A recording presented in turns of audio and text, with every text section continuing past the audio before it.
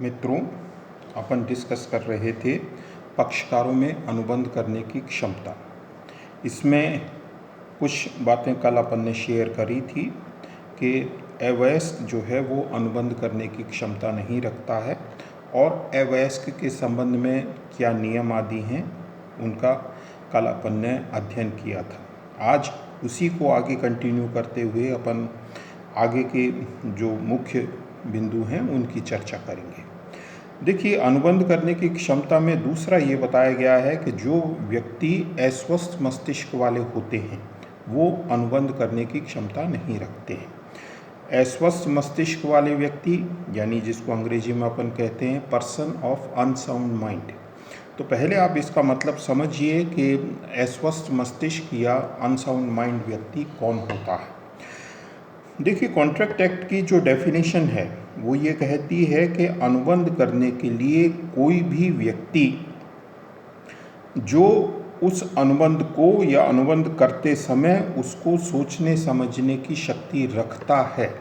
सोचने समझने की शक्ति से मतलब यही है कि अनुबंध का उस पर क्या असर, क्या प्रभाव पड़ेगा।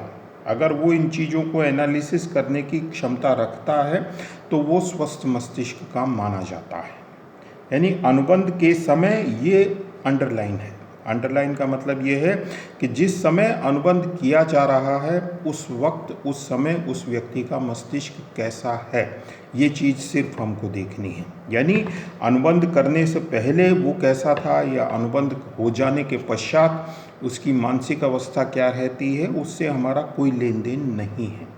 अनुबंध करते समय वो सही है तो व्यक्ति स्वस्थ मस्तिष्क का है, और अनुबंध के समय वो इन चीज़ों को एनालाइज नहीं कर सकता है, अनुबंध से उसको क्या फ़ायदा क्या नुकसान होगा इन चीज़ों को एनालाइज नहीं कर सकता है, तो वो अस्वस्थ मस्तिष्क का है। इस संबंध में हो सकता है कि मेडिकल साइंस जो है उसकी डेफिनेशन निश्चित तौर पर इससे अलग हो, लेकिन उससे हमारा कोई लेन देन नहीं है। हमको तो सिर्फ कॉन्ट्रैक्ट एक्ट के हिसाब से कार्य करना है। तो इसमें देखिए, सामान्यतः हम किन किन व्यक्तियों को शामिल करते हैं। तो उनमें कुछ व्यक्ति होते हैं जो जन्मजात मूर्ख की श्रेणी में आते हैं, जिसको अंग्रेजी में अपन इडियट कहते हैं।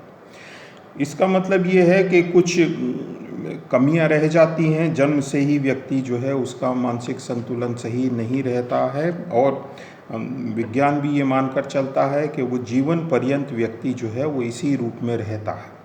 तो जो जन्मजात मूर्ख है, इडियट है, वो अनुबंध करने की शक्ति नहीं रखता है, स्वाभाविक सी बात है। इसी तरह से दूसरी इसमें श्रेणी आती है पागल, या जिसको अपन ल्यूनेटिक बोलते हैं।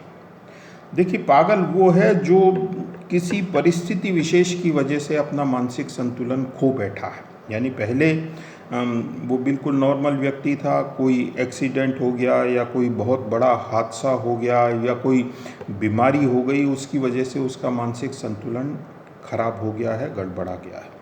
तो ऐसे व्यक्ति जो हैं वो हम जानते हैं कि इलाज से ठीक भी हो सकते हैं। तो यहाँ भी हमको उसी नियम के तहत कार्य करना है कि अगर पागल व्यक्ति अनुबंध करते समय सही एनालाइज करने की स्थिति में है तो वो अनुबंध करने की क्षमता रखता है। इसी तरह से इसमें एक अगली कैटेगरी आती है शराबी व्यक्ति की, ड्रंकर्ड पर्सन।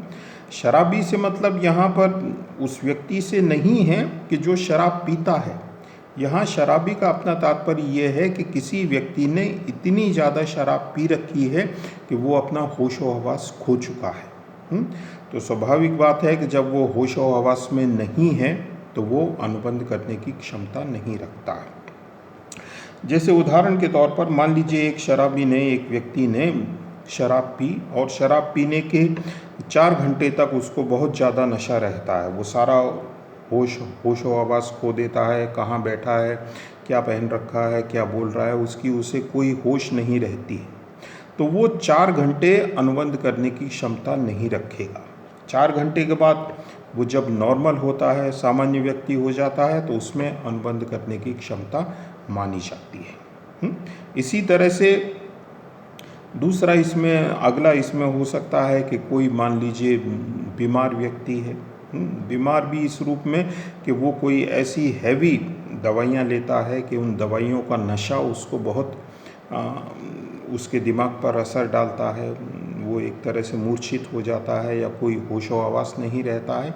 तो देखिए बिल्कुल वही स्थिति है जो शराबी की 4 घंटे नशे में रहने की है, उसी तरह से एक बीमारी की स्थिति है, बीमार की स्थिति है कि वो भी दवाई के नशे में है। तो जब तक वो दवाई के नशे में है वो अनुबंध करने की क्षमता नहीं रखता है।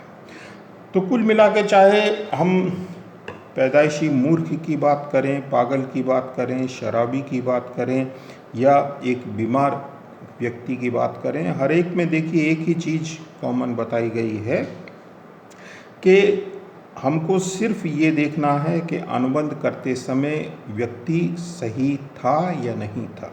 सही था इट मीन्स वो अनुबंध करने की क्षमता रखता है, और सही नहीं है इसका मतलब वो अनुबंध करने की क्षमता नहीं रखता है। तो दूसरा जो बताया गया है पक्षकारों में अनुबंध करने की क्षमता, उसमें ये बताया गया है कि अस्वस्थ मस्तिष्क वाले व्यक्ति अनुबंध करने के अयोग्य माने गए हैं। फिर इसी तरह से इसी पॉइंट को आगे अपन कंटिन्यू करें तो कॉन्ट्रैक्ट एक्ट ये कहता है कि राज्यनियम ने भी कुछ व्यक्तियों को उनकी स्थिति विशेष के कारण अनुबंध करने के अयोग्य बताया गया है।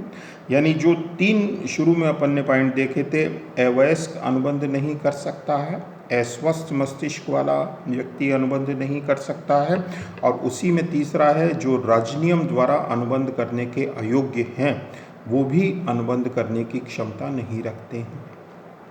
तो राज्यनियम द्वारा अनुबंध करने के अयोग्य किस किस को माना है, तो उसमें कुछ पक्षकार, कुछ व्यक्ति रखे गए हैं। विदेशी शत्रु, फॉरेन एनिमी। फॉरेन एनिमी का मतलब ये है कि अगर किसी राष्ट्र को शत्रु राष्ट्र घोषित किया जाता है तो उस राष्ट्र का व्यक्ति जो भी होता है वो शत्रु, विदेशी शत्रु की श्रेणी में आता है। और जब हम अनुबंध करते हैं तो अनुबंध का लाभ चूंकि म्यूचुअल होता है, दोनों पक्षकारों को होता है, तो एक तरह से विदेशी शत्रु की सहायता करना वो देश या राष्ट्र हित में नहीं माना जाता है। तो इसलिए विदेशी शत्रु के साथ हम कोई अनुबंध नहीं कर सकते हैं, वो भी पक्षकार अनुबंध करने के अयोग्य हो जाता है। इसी तरह से विशेषाधिकार प्राप्त व्यक्ति यानी प्रिविलेज पर्सन। प्रिविलेज पर्सन में कौन कौन आ सकते हैं, तो इसमें जैसे फॉरेन एम्बेसडर्स हैं, विदेशी राजदूत हैं, विदेशी उच्च अधिकारी हैं जो दूसरे देश का प्रतिनिधित्व करते हैं, प्रेसिडेंट ऑफ इंडिया हैं, ये सब एक प्रिविलेज्ड पर्सन की श्रेणी में आते हैं। और प्रिविलेज्ड पर्सन को कुछ ऐसे अधिकार प्राप्त होते हैं जो सामान्य व्यक्ति नहीं हैं, यानी इन पर हम मुकदमा नहीं कर सकते हैं, इन पर हमको कोई कानूनी कार्यवाही करनी हो तो केंद्र सरकार से लिखित में अनुमति लेना आवश्यक होता है। तो चूंकि कुछ रेस्ट्रिक्शंस हैं, इस वजह से इन पक्षकारों को हम अनुबंध करने की श्रेणी से अलग रखते हैं। इसी तरह से एक अपराधी, यहाँ अपराधी से अपना तात्पर्य उस व्यक्ति से है जिसको कोई सज़ा मिली हुई है और वो अपनी सज़ा भुगत रहा है। तो जब तक उसकी सज़ा चलती है, यानी जब तक वो सज़ा भुगत रहा है, कॉन्ट्रैक्ट एक्ट उसको अनुबंध करने के अयोग्य मानता है। उसकी सज़ा पूरी हो जाती है, वो अनुबंध करने के योग्य हो जाता है। इसी तरह से दिवालिया, इंसॉल्वेंट। देखिए, दिवालिया हम किसको मानते हैं? जो अपनी देनदारी का भुगतान करने में असमर्थ है या जिसके दायित्व ज़्यादा हैं, संपत्तियां कम हैं, वो दिवालिया है। तो कॉन्ट्रैक्ट एक्ट ये कह रहा है कि जो आदमी पहले ही अपने देनदारों को भुगतान करने की स्थिति में नहीं है, वो नया अनुबंध करके नए अपने देनदार पैदा कर ले तो उनको कहाँ से वो पेमेंट करेगा, भुगतान करेगा। तो इसलिए जो इंसॉल्वेंट व्यक्ति है जिसको दिवालिया घोषित किया गया है, वो अनुबंध करने की क्षमता नहीं रखता है। और इसी में लास्ट आता है कृत्रिम व्यक्तित्व, आर्टिफिशियल पर्सन। जैसे उदाहरण के तौर पर कंपनी को अपन आर्टिफिशियल पर्सन मानते हैं। तो कंपनी के नाम से अनुबंध होता है, लेकिन कंपनी स्वयं अनुबंध करने में सक्षम नहीं है। on the behalf of the company, the board of directors or the promoters of the company make contract. यानी कंपनी की तरफ से डायरेक्टर्स हैं, कंपनी के जो प्रमोटर्स हैं वो अनुबंध करते हैं, कंपनी इटसेल्फ स्वयं अपने आप में अनुबंध करने के अयोग्य है। तो ये कुछ वो व्यक्ति, वो पक्षकार हुए जो अनुबंध करने की क्षमता नहीं रखते। तो हमको इस चीज़ का ज्ञान होना चाहिए कि कौन व्यक्ति अनुबंध कर सकता है और कौन अनुबंध नहीं कर सकता।